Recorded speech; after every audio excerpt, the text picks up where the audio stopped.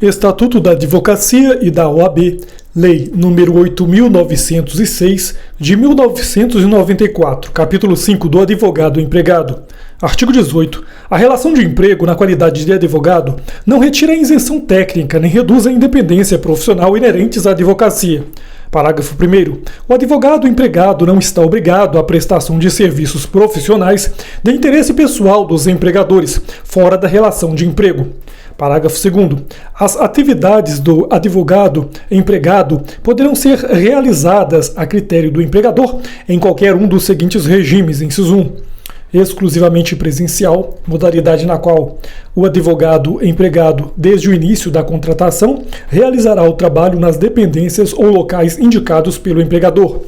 Inciso 2. Não presencial, teletrabalho ou trabalho à distância, modalidade na qual, desde o início da contratação, o trabalho será preponderantemente realizado fora das dependências do empregador, observado que o comparecimento nas dependências de forma não permanente, variável ou para participação em reuniões ou em eventos presenciais, não descaracterizará o regime não presencial.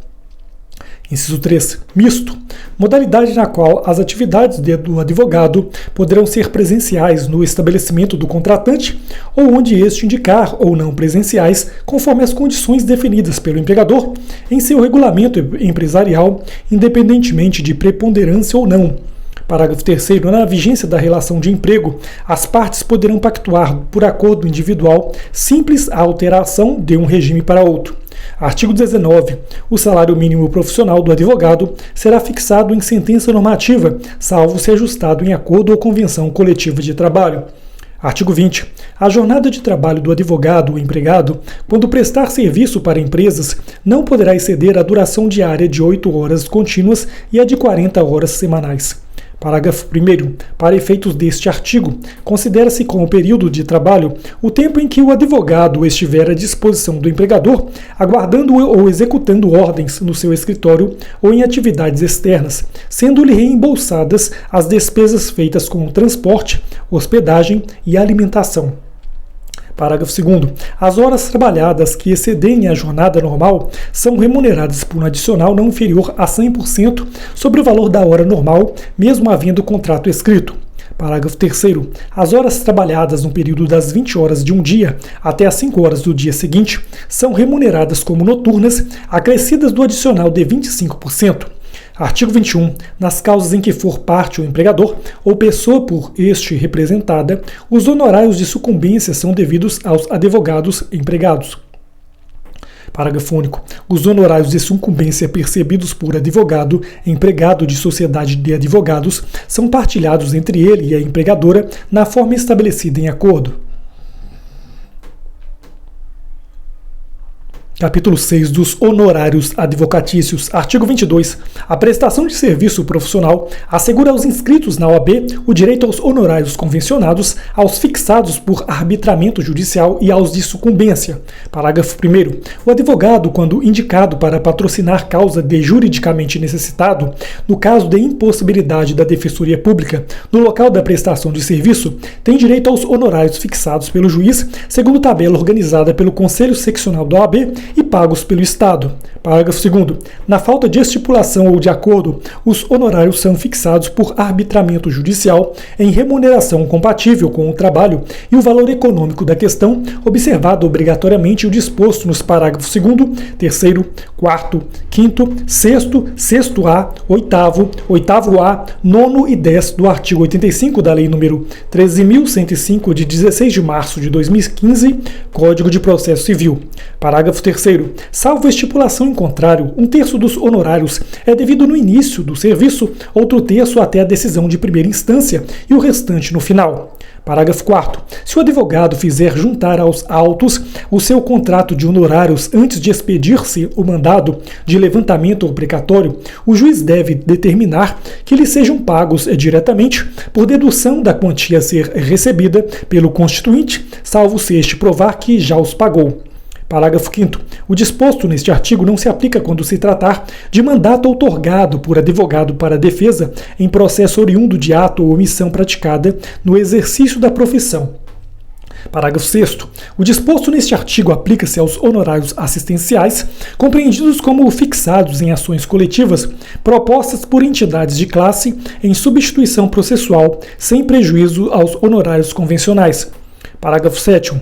Os honorários convencionados com entidades de classe para atuação em substituição processual poderão prever a faculdade de indicar os beneficiários que, ao optarem por adquirir os direitos, assumirão as obrigações decorrentes do contrato originário a partir do momento em que este foi celebrado, sem a necessidade de mais formalidades. Parágrafo 8º. Consideram-se também honorários convencionados aqueles decorrentes da indicação de cliente entre advogados ou sociedade de advogados, aplicada a regra prevista no parágrafo 9º do artigo 15 dessa lei. Artigo 22A. Fica permitida a dedução de honorários advocatícios contratuais dos valores acrescidos a título de juros de mora ao montante repassado aos estados e aos municípios, na forma de precatórios, como complementação de fundos constitucionais. Parágrafo único. A dedução a que se refere o caput deste artigo não será permitida aos advogados nas causas que decorram da execução de título judicial constituído em ação civil pública, ajuizada pelo Ministério Público Federal. Artigo 23. Os honorários incluídos na condenação por arbitramento ou sucumbência pertencem ao advogado, tendo este direito autônomo para executar a sentença nesta parte, podendo requerer que o precatório, quando necessário, seja expedido em seu favor. Artigo 24. A decisão judicial que fixar ou arbitrar honorários e o contrato escrito que os estipular são títulos executivos e constituem crédito privilegiado na falência, concordata, concurso de credores, insolvência civil e liquidação extrajudicial. Parágrafo 1º. A execução dos honorários pode ser promovida nos mesmos autos da ação em que tenha atuado o advogado, se assim lhe convier. Parágrafo 2º. Na hipótese de falecimento ou incapacidade civil do advogado, os honorários de sucumbência proporcionais ao trabalho realizado são recebidos por seus sucessores ou representantes legais. Parágrafo 3º-A. Nos casos judiciais e administrativos, as disposições, as cláusulas, os regulamentos ou as convenções individuais ou coletivas que retirem do sócio o direito ao recebimento dos honorários de sucumbência serão válidos somente após o protocolo de petição que revogue os poderes que lhe foram outorgados ou que noticie a renúncia a eles, e os honorários serão devidos proporcionalmente ao trabalho realizado nos processos. Parágrafo 4º. O acordo feito pelo cliente, do advogado e a parte contrária, salvo a aquiescência do profissional, não lhe prejudica os honorários, quer os convencionados, quer os concedidos por sentença. Parágrafo 5º. Salvo renúncia expressa do advogado aos honorários pactuados na hipótese de encerramento da relação contratual com o cliente, o advogado mantém o direito aos honorários proporcionais ao trabalho realizado nos processos judiciais e administrativos em que tenha atuado, nos exatos termos do contrato celebrado, inclusive em relação aos eventos de sucesso que, porventura, venham a ocorrer após o encerramento da relação contratual. Parágrafo 6º. O distrato e a rescisão do contrato de prestação de serviços advocatícios, mesmo que formalmente celebrados, não configuram renúncia expressa aos honorários pactuados. Parágrafo 7º. Na ausência do contrato referido no parágrafo 6º deste artigo, os honorários advocatícios serão arbitrados conforme disposto no artigo 22 desta lei. Artigo 24-A. No caso de bloqueio universal do patrimônio do cliente por decisão judicial, garantir-se-á ao advogado a liberação de até 20% dos bens bloqueados para fins de recebimento de honorários e reembolso de gastos com a defesa, ressalvadas as causas relacionadas aos crimes previstos na Lei 11.343, de 23 de agosto de 2006, Lei de Drogas, e observado o disposto no parágrafo único do artigo 243 da Constituição Federal. Parágrafo 1º. O pedido de desbloqueio de bens será feito em autos apartados que permanecerão em sigilo mediante a apresentação do respectivo contrato. Parágrafo 2º. O desbloqueio de bens observará preferencialmente a ordem estabelecida no artigo 835 da Lei 13.105, de 16 de março de 2015, Código de Processo Civil. Parágrafo 3º. Quando se tratar de dinheiro em espécie, de depósito ou de aplicação em instituição financeira, os valores serão transferidos diretamente para a conta do advogado ou do escritório de advocacia responsável pela defesa. Parágrafo 4º. Nos demais casos, o advogado poderá optar pela adjudicação do próprio bem ou por sua venda em asta pública para a satisfação dos honorários devidos, nos termos do artigo 879 e seguintes da Lei 13.105, de 16 de março de 2015, Código de Processo Civil. Parágrafo 5º. O valor excedente deverá ser depositado em conta vinculada ao processo judicial. Artigo 25. Prescreve em 5 anos a ação de cobrança de honorários de advogado, contado o prazo. Inciso 1. Do vencimento do contrato, se houver. Inciso 2. Do trânsito em julgado da decisão que os fixar. Inciso 3. Da ultimação do serviço extrajudicial. Inciso 4. Da desistência ou transação. Inciso 5. Da renúncia ou revogação do mandato. Artigo 25-A. Prescreve em 5 anos a ação de prestação de contas pelas quantias recebidas pelo advogado de seu cliente ou de terceiros por conta dele. Artigo 34, inciso 21. Artigo 26. O advogado subestabelecido com reserva de poderes não pode cobrar honorários sem a intervenção daquele que lhe conferiu o subestabelecimento. Parágrafo único. O disposto no caput deste artigo não se aplica na hipótese de o advogado subestabelecido com reserva de poderes possuir contrato celebrado com o cliente.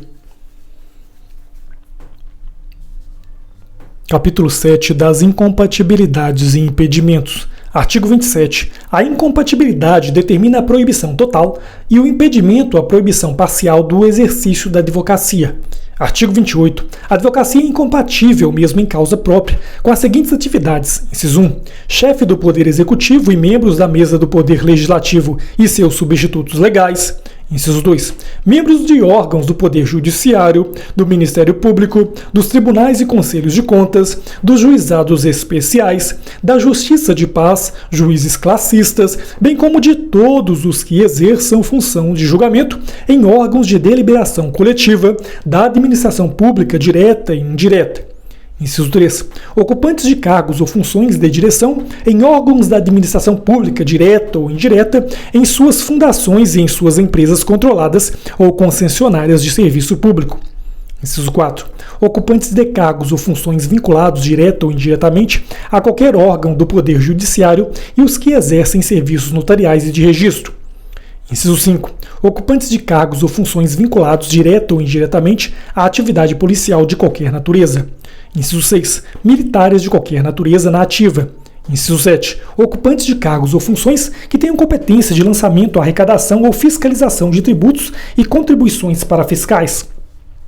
Inciso 8. Ocupantes de funções de direção e gerência em instituições financeiras, inclusive privadas.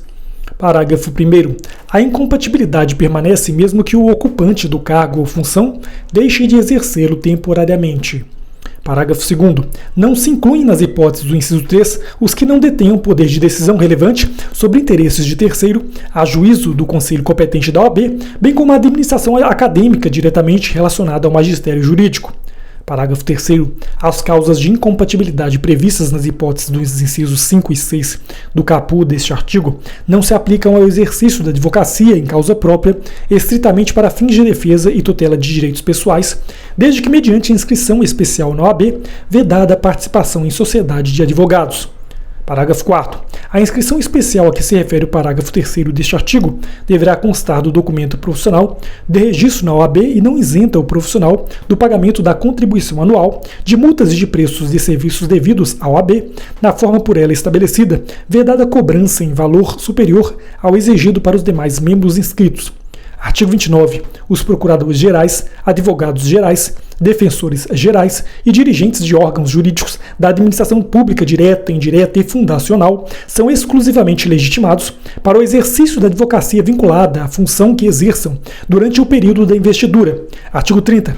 São impedidos de exercer a advocacia, inciso 1, os servidores da administração direta, indireta e fundacional contra a fazenda pública que os remunere ou a qual seja vinculada a entidade empregadora. Inciso 2. Os membros do Poder Legislativo e seus diferentes níveis contra ou a favor das pessoas jurídicas de direito público, empresas públicas, sociedades de economia mista, fundações públicas, entidades paraestatais ou empresas concessionárias ou permissionárias do serviço público. Parágrafo único. Não se incluem nas hipóteses do inciso 1 os docentes dos cursos jurídicos. Capítulo 8 da Ética do Advogado. Artigo 31. O advogado deve proceder de forma que o torne merecedor de respeito e que contribua para o prestígio da classe e da advocacia.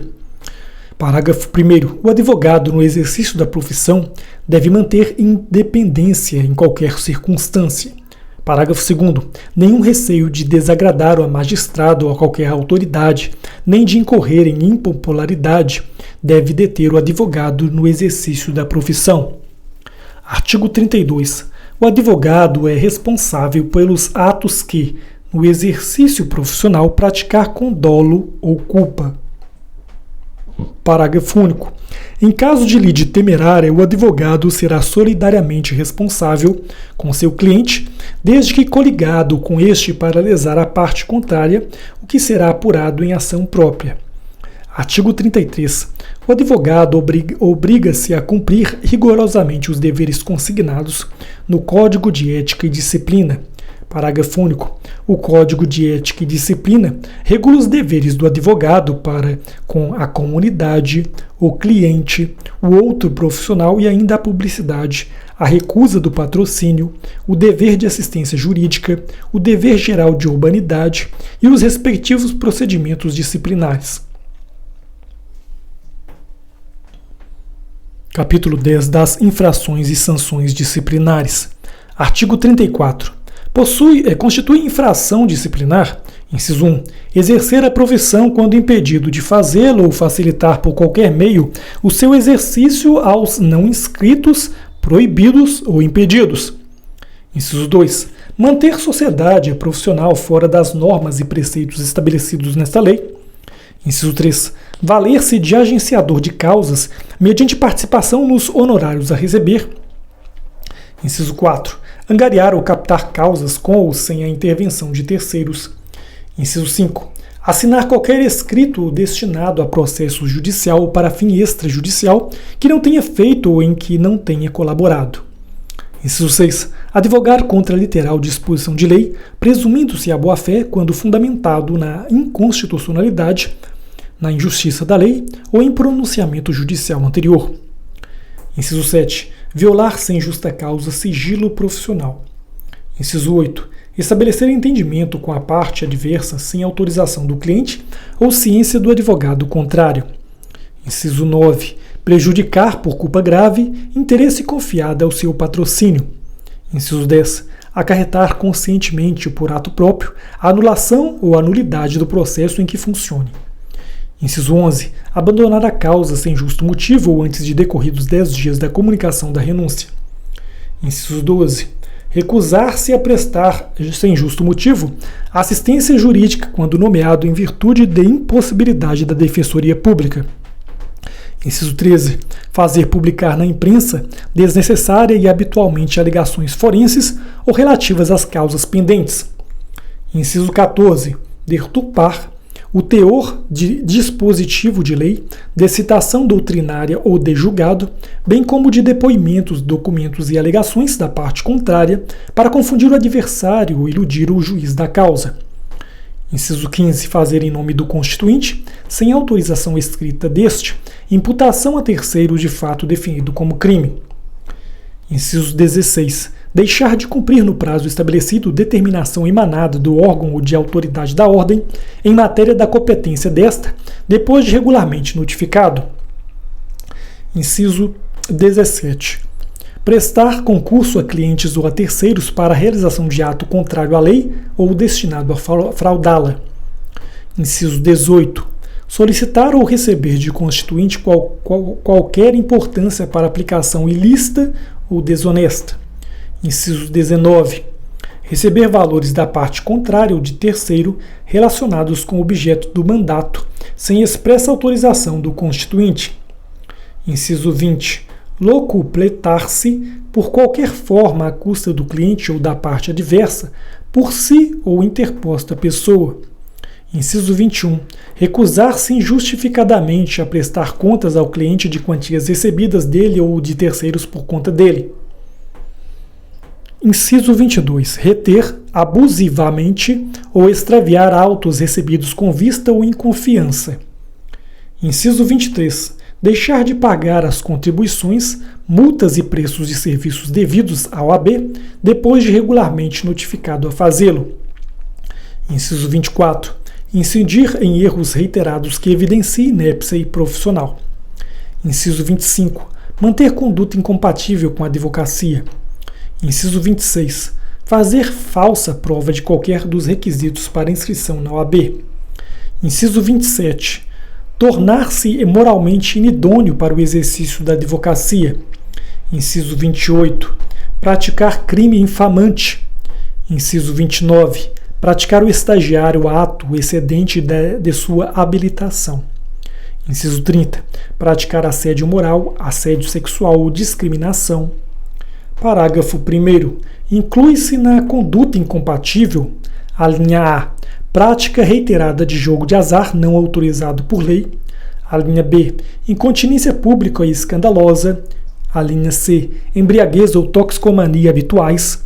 Parágrafo 2º. Para os fins desta lei, considera-se: inciso 1.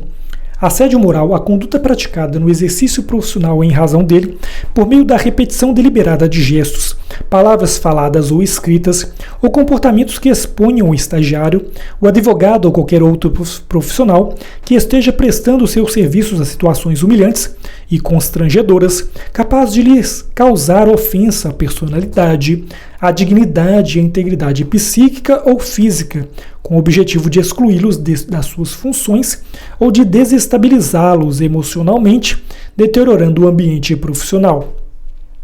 Inciso 2. Assédio sexual. A conduta de conotação sexual praticada no exercício profissional ou em razão dele, manifestada fisicamente ou por palavras, gestos ou outros meios, proposta ou imposta à pessoa contra sua vontade, causando-lhe constrangimento e violando a sua liberdade sexual. Inciso 3. Discriminação, a conduta comissiva ou omissiva que dispense tratamento constrangedor ou humilhante à pessoa ou grupo de pessoas em razão de sua deficiência, pertença a determinada raça, cor ou sexo, procedência nacional ou regional, origem étnica, condição de gestante, lactante ou nutriz, faixa etária, religião ou outro fator. Artigo 35. As sanções disciplinares consistem em: inciso 1, censura; inciso 2, suspensão; inciso 3, exclusão; inciso 4, multa. Parágrafo único. As sanções devem constar dos assentamentos do inscrito após o trânsito em julgado da decisão, não podendo ser objeto de publicidade e a de censura. Artigo 36. A censura é aplicável nos casos de: inciso 1, infrações definidas nos incisos 1 a 16 e 29 do artigo 34, inciso 2, violação a preceito do Código de Ética e Disciplina, inciso 3, violação a preceito desta lei quando para a infração não se tenha estabelecido sanção mais grave. Parágrafo único.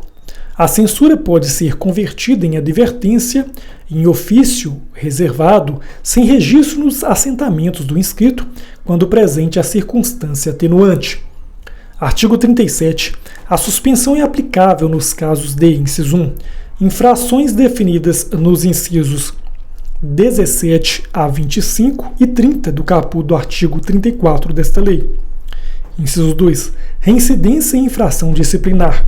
Parágrafo 1º. A suspensão acarreta ao infrator a interdição do exercício profissional em todo o território nacional pelo prazo de 30 dias a 12 meses, de acordo com os critérios de individualização previstos neste capítulo. Parágrafo 2º. Nas hipóteses dos incisos 21 a 23 do artigo 34, a suspensão perdura até que satisfaça integralmente a dívida, inclusive com correção monetária.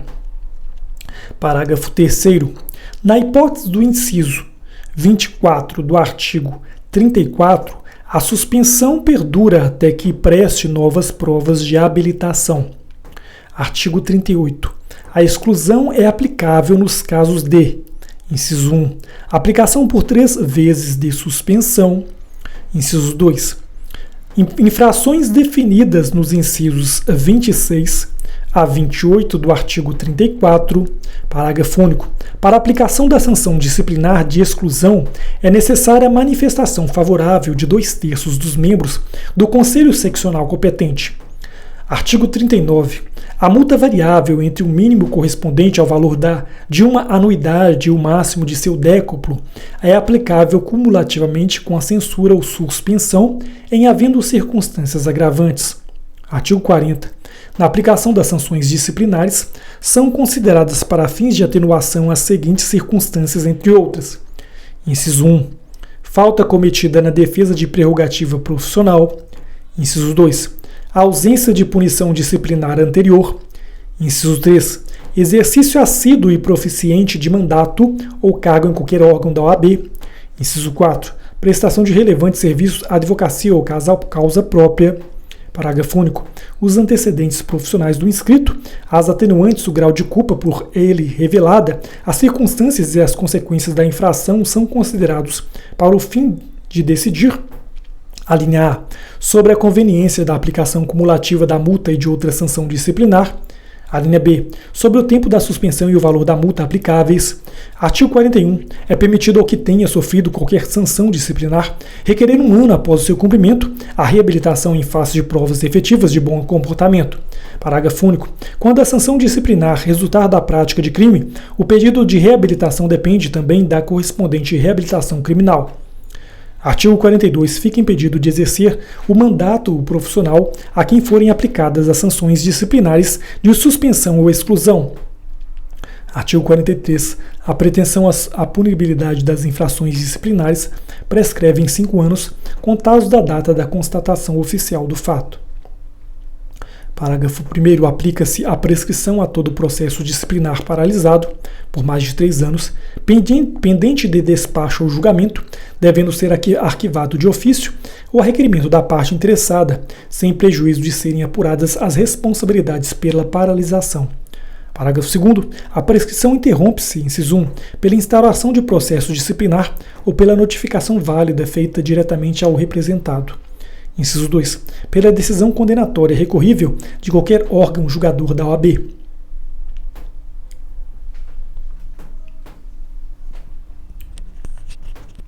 Título 2 da Ordem dos Advogados do Brasil, capítulo 1 dos fins e da organização. Artigo 44. A Ordem dos Advogados do Brasil, OAB, serviço público, dotada de personalidade jurídica de forma federativa, tem por finalidade: inciso 1. Defender a Constituição, a ordem jurídica do Estado democrático de direito, os direitos humanos, a justiça social e pugnar pela boa aplicação das leis, pela rápida administração da justiça e pelo aperfeiçoamento da cultura e das instituições jurídicas. Inciso 2. Promover com exclusividade a representação, a defesa, a seleção e a disciplina dos advogados em toda a República Federativa do Brasil. Parágrafo 1º. A OAB não mantém com órgãos da administração pública qualquer vínculo funcional ou hierárquico. Parágrafo 2º. O uso da sigla OAB é privativo da Ordem dos Advogados do Brasil. Artigo 45. São órgãos da OAB. Inciso 1. O Conselho Federal. Inciso 2. Os Conselhos Seccionais. Inciso 3. As subseções. Inciso 4. As caixas de assistência dos advogados. Parágrafo 1º. O Conselho Federal, dotado de personalidade jurídica própria, com sede na capital da República, é o órgão supremo da OAB. Parágrafo 2º. Os conselhos seccionais, dotados de personalidade jurídica própria, têm jurisdição sobre os respectivos territórios dos Estados-membros, do Distrito Federal e dos territórios. Parágrafo 3º. As subseções são partes autônomas do Conselho Seccional na forma desta lei e de seu ato constitutivo. Parágrafo 4º. As caixas de assistência dos advogados, dotadas de personalidade jurídica própria, são criadas pelos conselhos seccionais quando estes contarem com mais de 1.500 inscritos. Parágrafo 5º. A OAB, por constituir serviço público, goza de imunidade tributária total em relação a seus bens, rendas e serviços. Parágrafo 6º. Os atos, as notificações e as decisões dos órgãos da OAB, salvo quando reservados ou de administração interna, serão publicados no Diário Eletrônico da Ordem dos Advogados do Brasil, a ser disponibilizado na internet, podendo ser afixados no fórum local na íntegra ou em resumo. Artigo 46. Compete à OAB fixar e cobrar de seus inscritos contribuições, preços de serviços e multas. Parágrafo único. Constitui título executivo extrajudicial a certidão passada pela diretoria do Conselho competente relativa a crédito previsto neste artigo. Artigo 47. O pagamento da contribuição anual à OAB isenta os inscritos nos seus quadros do pagamento obrigatório da contribuição sindical. Artigo 48. O cargo de conselheiro ou de membro da diretoria do órgão da OAB é de exercício gratuito e obrigatório, considerado serviço público relevante, inclusive para fins de disponibilidade e aposentadoria. Artigo 49. Os presidentes dos conselhos e das subseções da OAB têm legitimidade para agir judicial e extrajudicialmente contra qualquer pessoa que infringir as disposições ou os fins desta lei. Parágrafo único. As autoridades mencionadas no caput deste artigo têm ainda legitimidade para intervir, inclusive como assistentes, nos inquéritos e processos em que sejam indiciados, acusados ou ofendidos os inscritos na OAB. Artigo 50. Para os fins desta lei, os presidentes dos conselhos da OAB e das subseções podem requisitar cópias de peças de autos e documentos a qualquer tribunal, magistrado, cartório e órgão da administração pública, direta, indireta e fundacional.